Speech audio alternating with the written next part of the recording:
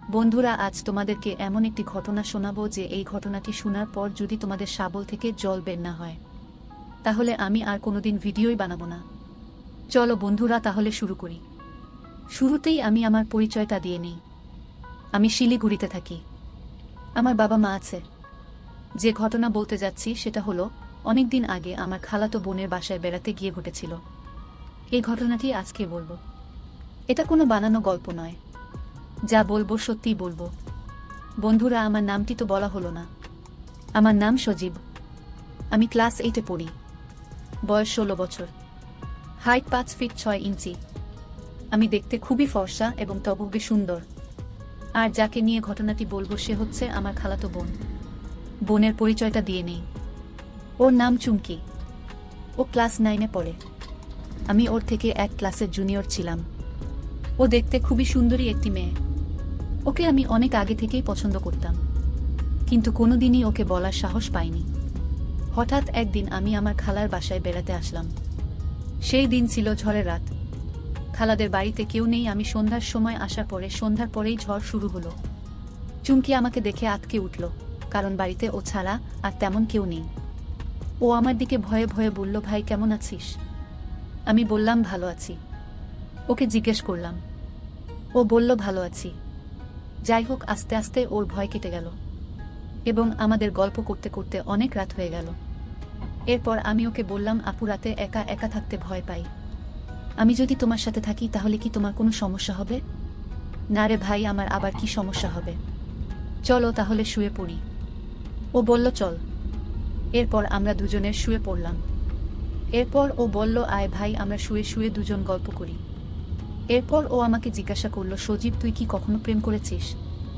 আমি বললাম, না রে বোন, আমাকে তো কোনো মেয়ে পছন্দই করে না। আমার একজনকে অনেক পছন্দ হয়, কিন্তু আমি তাকে কোনোদিনও বলতে পারিনি।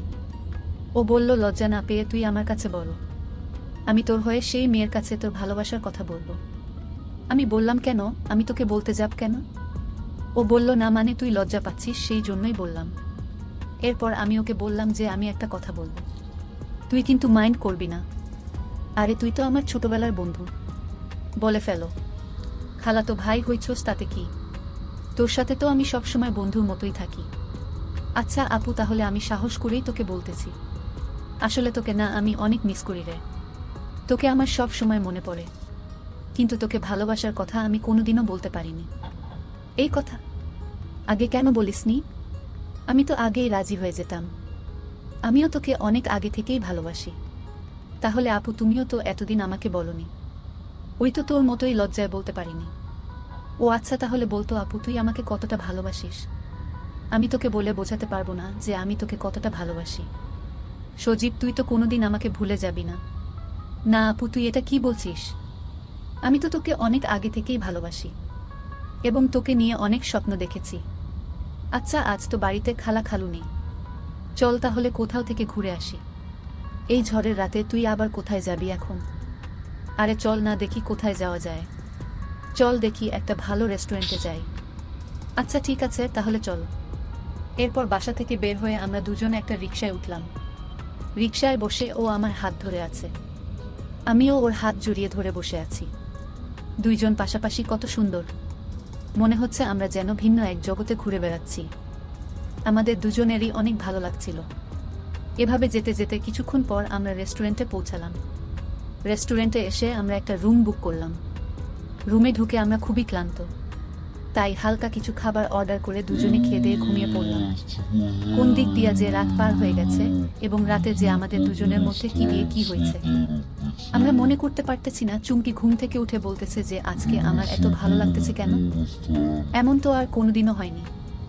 আমি বললাম, সকাল হয়ে গেছে, চল ব্রেকফাস্টটা বাসায় গিয়ে করে নেব। বলেই দুজনে আবার এক রিকশায় করে বাসায় চলে আসলাম।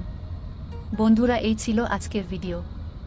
এই ভিডিওটির দ্বিতীয় পার্ট দেখতে চাইলে অবশ্যই আমাদের চ্যানেলটি সাবস্ক্রাইব করে রাখুন। ধন্যবাদ।